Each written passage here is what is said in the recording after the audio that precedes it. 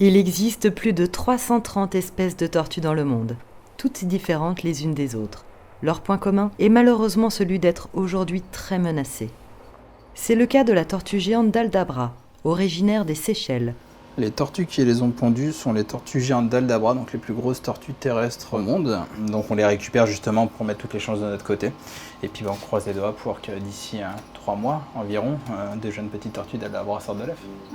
Beaucoup plus petite, la tortue Pixies vit dans les milieux désertiques. C'est la plus petite espèce de tortue qu'on a sur le parc et l'une des plus petites espèces de tortues au monde. C'est aussi l'une des plus menacées, donc qui est originaire de Madagascar et elle pâtit beaucoup des modifications environnementales de son milieu. Sa reproduction en parc zoologique via des éleveurs est très importante pour sa sauvegarde. Allez. La tortue la plus plate au monde est appelée couramment tortue crêpe. Elle est originaire d'Afrique de l'Est. L'espace qu'on a entre la dossière et le plastron est vraiment très petit, ça fait quelques centimètres. Elle est capable de grimper aussi sur des pentes qui sont parfois assez raides, voire quasiment parfois des parois très verticales si jamais elle arrive à trouver des appuis. Une fois cachée sous un rocher, elle peut se gonfler grâce à la très grande souplesse de sa carapace et ainsi se bloquer dans une faille d'où les éventuels prédateurs ne pourront l'extraire.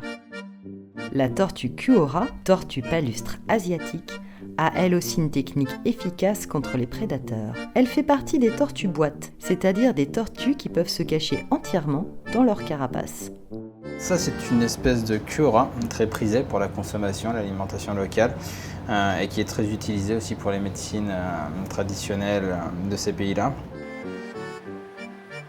Comme les tortues Kuora, les tortues radiées de Madagascar sont aussi prélevées dans la nature pour la consommation.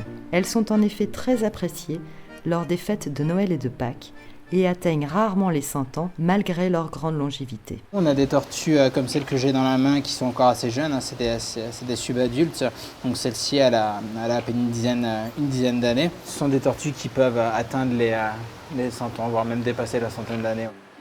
Comme les tortues marines et terrestres, la tortue matamata est elle aussi très menacée. Son apparence de bois mort ou de tas de feuilles lui permet pourtant de se fondre dans les eaux douces d'Amérique du Sud et de ne se faire remarquer ni par ses prédateurs, ni par ses proies.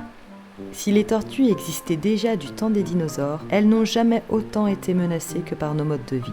C'est pour cela que leur reproduction en parc zoologique est plus que jamais nécessaire. Dans le prochain épisode d'Un œil en coulisses, nous assisterons à l'échographie d'une femelle tatou.